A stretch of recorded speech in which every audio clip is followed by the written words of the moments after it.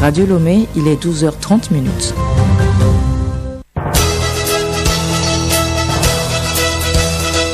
Le journal Hélène Assabi.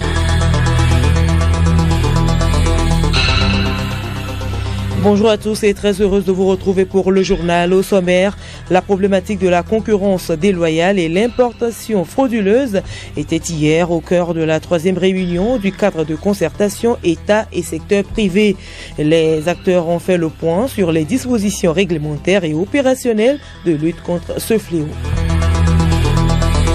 Autre lutte, celle-ci concerne l'apatridie, le fait de priver une personne de nationalité. Les parlementaires togolais s'approprient le concept afin de sensibiliser la population sur la déclaration des naissances et l'obtention des certificats de nationalité. Lancement hier à Lomé de la campagne Manamessé en temps des vues retrouvées.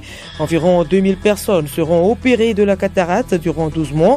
Une initiative de l'ONG Lumière Divine en partenariat avec Merci Chiffres. Et puis soit football éliminatoire de la Coupe du Monde Qatar 2022, le technicien portugais veut terminer en beauté les 2 dernières journées. Paulo Duarte se donne aussi comme objectif d'améliorer le jeu de son équipe avant les futures échéances.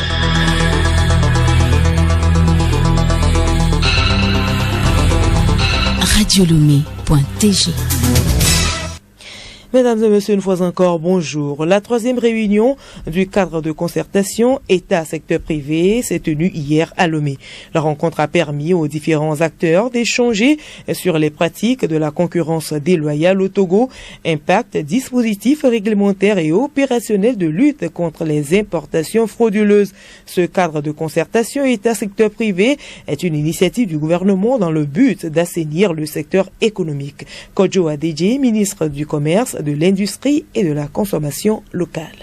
Nous nous sommes entendus cette matinée avec le secteur privé sous la coordination de son Excellence Madame le Premier ministre pour mettre en œuvre un certain nombre de mesures. Il va falloir remettre à jour la réglementation, passer à des sanctions qui puissent décourager les auteurs de cette pratique d'importation frauduleuse. Et nous nous sommes entendus également pour une synergie d'action, c'est-à-dire faire en sorte que nous puissions mettre en œuvre un certain nombre de contrôles concertés en matière de brigades, que ce soit des brigades dans le domaine agricole ou un renforcement de contrôle avec les inspecteurs du commerce et les éléments de l'OTR pour régler définitivement cette question, sinon limiter les conséquences de cette pandémie. Une plateforme d'échange et de contribution qui a reçu l'assentiment des acteurs. Madame Edwige Santana, épouse Ataï, secrétaire générale de l'association des vendeuses et de pagnes wax hollandais. Nous avons des problèmes énormes et nous sommes en train de nous demander si l'OCAPI peut nous aider à ce que nos tissus qui nous arrivent soient protégés pour que les tissus qui viennent de l'Asie viennent peut-être plus tard. Et cette rencontre, on l'a beaucoup appréciée puisque c'est le 3e du genre. Donc, nous faisons partie du patronat aussi. Donc, c'est pour ça que nous sommes là pour écouter ce que la Première ministre a à nous dire, ce que les ministres ont à nous dire. Et après, dans des concertations où il y aura moins de personnes avec des ministres de notre secteur, nous pourrons parler et trouver une solution. Au terme de la réunion, Madame le Premier ministre Victoire Toméga Dogbe a félicité les acteurs pour leur contribution à ces échanges fructueux. Au terme de nos travaux, permettez-moi tout d'abord de rendre gloire à Dieu pour ses grâces infinies, pour nous-mêmes et pour notre cher pays. Je voudrais également saluer la tenue de cette 3e réunion de concertation entre l'État et le secteur privé. La compétitivité des entreprises qui opèrent sur le territoire national et qui créent des emplois au bénéfice des Togolais en respectant toutes les normes existantes en est sûrement affectée. De plus, nous l'avons reconnu dans cette salle, il s'agit d'un enjeu de santé publique, dans la mesure où les biens importés de manière frauduleuse, comme les médicaments et autres, s'affranchissent du respect des conditions minimales de fabrication. Nous l'avons reconnu tous dans cette salle, malgré cette panoplie de dispositions qui existent. L'un des défis qui demeure, c'est la mise en œuvre le contrôle. Donc nous reconnaissons que les mesures prises jusque-là ont besoin d'être non seulement renforcées, mais mises en œuvre avec beaucoup plus d'efficacité et chacun doit jouer sa partition. Mesdames et messieurs, je voudrais une fois de plus saluer les interventions, toutes les interventions, la pertinence des différentes remarques, des contributions qui ont enrichi les échanges autour de cette problématique. Les députés togolais sont depuis ce matin à Lomé en séance d'information sur l'apatridie, état d'une personne sans nationalité légale. Organisée par le Haut-Commissariat aux réfugiés avec la Commission nationale de lutte contre l'apatridie, cette rencontre vise à impliquer davantage les élus du peuple dans la lutte contre ce fléau. Charlotte Harard. Cette séance d'information s'inscrit dans le cadre des activités de mise en œuvre du plan national de lutte contre l'apatridie et coïncide avec la célébration du 7e anniversaire de la campagne mondiale d'éradication de l'apatridie. Elle se veut un cadre d'échange et de partage sur les différents aspects, les causes et les conséquences sur une personne sans identité afin de mieux éradiquer le fléau. Monique Ekoko, représentante multi-pays Sénégal du Haut-Commissariat aux réfugiés. Ne pas poser de nationalité peut être préjudiciable et dans certains cas avoir un effet dévastateur sur la vie des personnes concernées. Les lacunes dans les lois et dans le code de la nationalité sont l'une des causes de l'apatridie. Il est donc évident l'implication des députés dans l'éradication de l'apatridie est indispensable. En tant que détenteur de pouvoir législatif, votre rôle est déterminant puisque c'est à vous que d'évaluer la responsabilité d'assurer le vote de loi nationale conforme au droit international et veiller à ce que ces lois. Le vice-président de l'Assemblée nationale, Adjrouvi Pakom, à l'ouverture des travaux, a salué les efforts du HCR et souligné les actions du Togo en matière de lutte contre l'apatridie. Écoutez Radio Lomé sur le web sur le www.radiolomé.tg. Santé à présent, l'OMS a fait don d'environ 1500 ouvrages en lien avec la santé des jeunes, l'accompagnement des adolescents et la sexualité au ministère des enseignements primaires, secondaires, techniques et de l'artisanat. La cérémonie de réception est intervenue hier au cabinet du ministère. Le ministre Omlan Dodiko Koroko a salué ce geste qui va permettre d'accompagner les écoles dans l'éducation sur la problématique du harcèlement, des violences basées sur le genre et autres. Et santé toujours, l'ONG Lumière Divine, en partenariat avec Mercy Chips, une organisation humanitaire internationale, et le gouvernement togolais ont lancé hier la campagne Manamessé, vue retrouvée enfoncée. Une campagne de prise en charge chirurgicale gratuite de la cataracte. Environ 2000 patients devront être opérés durant 12 mois. Juliette Camden. La cataracte est l'opacification du cristallin. Elle altère la vision et entraîne la cécité si rien n'est fait. La cataracte est d'ailleurs la première cause de cécité au monde. Dr Abraham Wodome, président de l'ONG Lumière Divine, l'agence de mise en œuvre de la campagne Mana Messé. Dans notre pays, la prévalence de la cataracte est très élevée, puisqu'on estime à 200 000 UE le nombre de personnes qui ont besoin d'une chirurgie pour pouvoir recouvrer la vue. Et qu'il faut environ 16 000 chirurgies par an pour que d'ici les 10 à 15 prochaines années, nous puissions espérer résoudre le problème de la cataracte en tant que véritable problème de santé publique. Nos services chirurgicaux, malgré leur capacité, sont plus ou moins limités, puisque on est à environ 4 500 chirurgies par an. Donc Mana Messé vient apporter 2000 chirurgies à ce volume, ce qui permet d'espérer déjà porter le nombre de chirurgies par an dès cette année à environ 6 000. Et donc dans les années à venir, nous comptons créer une émulation autour de cette campagne pour que d'autres partenaires puissent nous rejoindre, pour que nous puissions ensemble atteindre les objectifs de 16 000 cataractes par an. Le traitement de la cataracte consiste à remplacer la lentille affectée par un implant. La cible de cette campagne de prise en charge gratuite est principalement la population vulnérable dans les régions maritimes et de la Kara, du fait de leur forte prévalence. Les personnes que nous recherchons ici, c'est les gens qui sont les plus démunis. Et ces gens-là, c'est des personnes qu'on retrouve dans les localités très reculées. Donc nous avons une équipe de dépistage qui fonctionne sur deux modèles. Il y a d'abord une présélection qui qui est basé sur les volontaires communautaires, des gens qui font le porte-à-porte, ce qui concorde bien avec la situation de Covid actuelle, où nous voulons éviter les rassemblements de masse. Et donc nous faisons le porte-à-porte pour aller identifier ces personnes qui feront l'objet d'une confirmation par une équipe de dépistage composée de spécialistes de la santé oculaire, avant que ces gens-là ne soient programmés pour une chirurgie. Mercy Ships est une organisation qui déploie les plus grands navires hôpitaux civils au monde. Le Togo l'a accueilli pour la première fois il y a plus de 30 ans. Mercy Ships intervient dans la chirurgie, les soins de santé, le développement, la formation des professionnels de la santé, entre autres. Dans le cadre de la campagne Manamese, elle s'appuie totalement sur les compétences locales.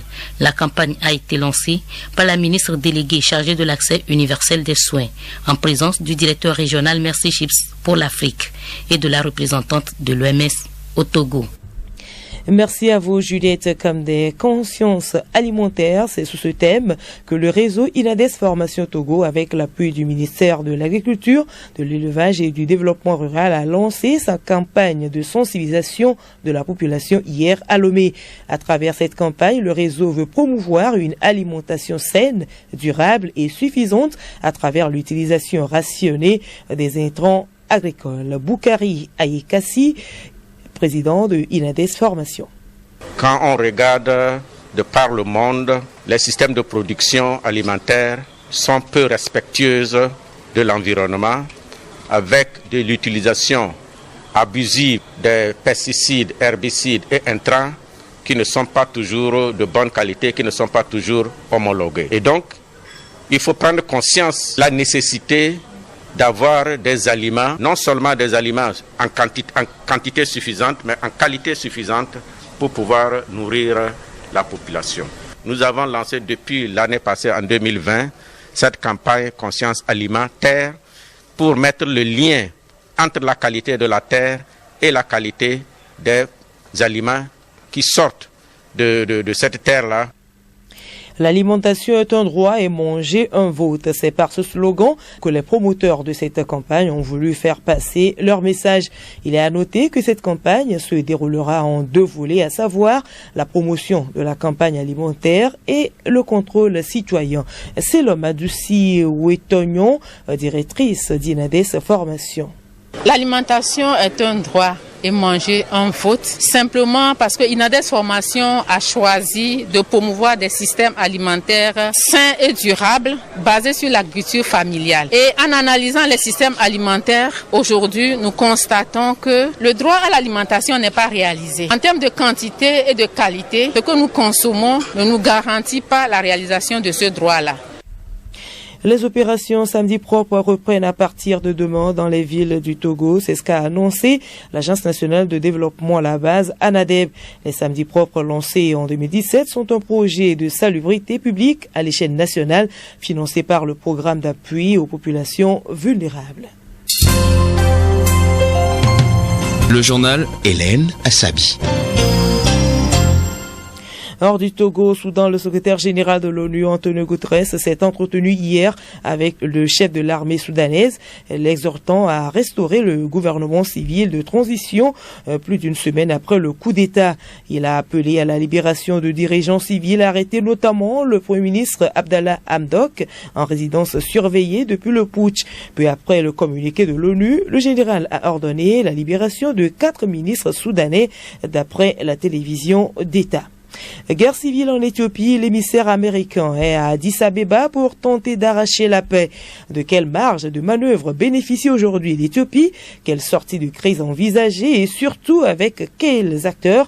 C'est à ces 3 questions qu'un ensemble de leaders est-africains et de diplomates occidentaux cherchent à répondre. Ils butent jusque-là sur l'inflexibilité des 2 camps. Et pendant ce temps, les rebelles tigréens progressent vers la capitale éthiopienne, mais le gouvernement d'Abiy Ahmed promet de se battre jusqu'au bout pour sa survie.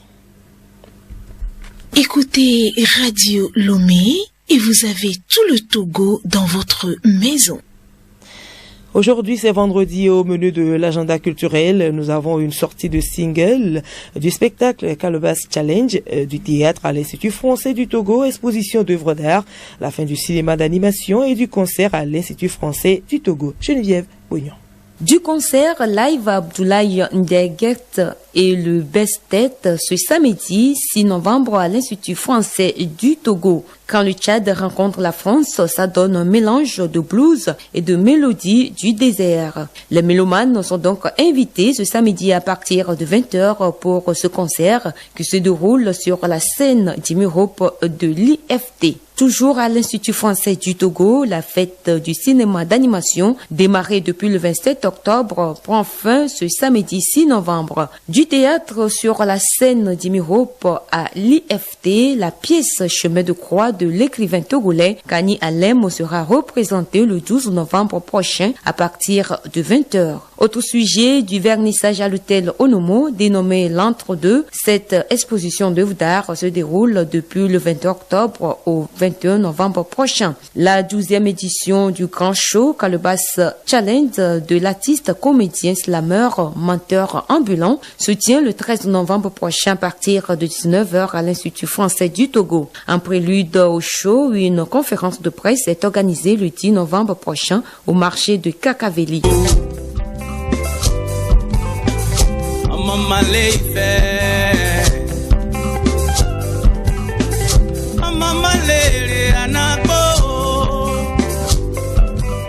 Et puis retenez que l'artiste de la chanson togolaise Léon Tindé sort le 10 novembre prochain son bébé sonore Owe en français proverbe, une chanson qui valorise et présente au reste du monde la culture et le riche patrimoine des peuples ifè. Je vous propose d'écouter l'artiste. Comme le dit le titre, c'est une chanson qui parle des proverbes ifè, des incantations ifè, incantations positives bien sûr. On nous informe que Atapamé est encore appelée la ville des 7 collines. Donc ces 7 collines, ce sont des collines mystérieuses. Chaque colline raconte une histoire particulière que j'ai essayé d'énumérer dans la chanson. Et dans cette chanson, j'exhorte tout enfant de la préfecture de Logou, tout ifè égaré quelque part dans le monde, que ce soit la diaspora, de connaître chez lui ses cultures, ses valeurs rythmiques et tout. Avant d'aller découvrir ailleurs, il faut découvrir chez soi.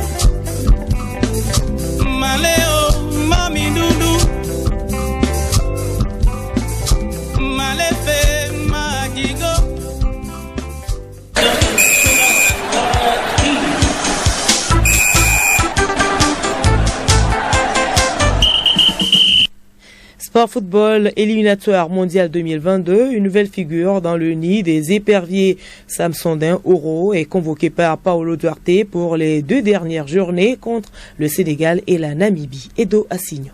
Tout à fait, le milieu de terrain de NS Moura en Slovénie est sur la liste du technicien portugais. Pour la première fois, Samsudin Oro va goûter les délices de la sélection nationale. Il fait partie des 25 joueurs convoqués pour affronter le Sénégal et la Namibie. Quelles sont les raisons qui ont entraîné la première convocation du joueur? Le sélectionneur Paolo Duarte répond. Oro, c'est un milieu offensif, un jeune joueur de 22 ans qui a de très belles qualités. Quand on parle de rénovation d'équipe, on doit renouveler avec la patience, mais en même temps avec l'urgence. C'est un joueur techniquement très fort, c'est un joueur de placement tactique très intelligent. La unique chose que j'ai besoin de corriger dans cette joueur, c'est un joueur qui joue pratiquement tout le match, ou tout le course, on doit être dans le même rythme. Pour les 2 confrontations contre le Sénégal et la Namibie, le sélectionneur se fixe 2 objectifs. Finir de la plus belle des manières cette campagne des éliminatoires et aussi améliorer le jeu de la sélection. Sur la liste du technicien portugais, on note le retour en sélection de Kofi Atchoufranco, sociétaire du FC Erbil en Irak. Rappelons que Djenda Konam et compagnie reçoivent le Sénégal le 11 novembre au stade de Kégué avant le déplacement de l'Afrique du Sud pour y affronter la Namibie. En prélude au démarrage des championnats nationaux de football, la commission d'arbitrage de la Fédération togolaise de football a initié un atelier de renforcement des capacités des arbitres, acteurs majeurs du championnat. Durant les 2 jours de stage, les 80 sifflets issus des différentes régions du Togo vont être instruits sur les lois de jeu et les amendements qui ont été apportés par la FIFA. Diaoupé Claude, instructeur FIFA. Ces amendements concernent principalement les lois 12, 11 et 7. Dans les lois 12, vous voyez que la faute de main surtout, aujourd'hui tout le monde apprécie la faute de main à tort et à travers. mais des clarifications et des explications ont été envoyées par le board et il appartient à chaque fédération d'instruire ses acteurs pour que la bonne application soit faite sur l'aire de jeu.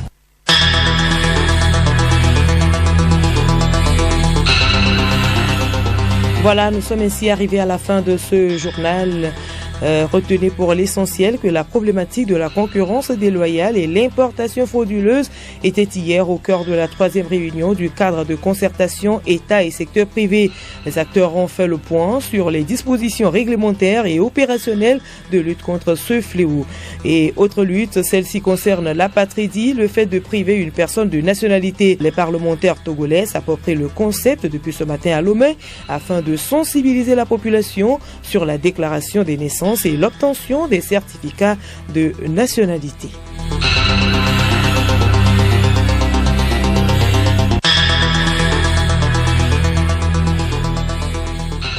Radio Lomé.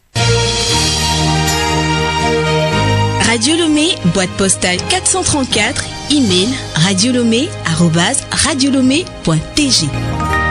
radiolomé.tg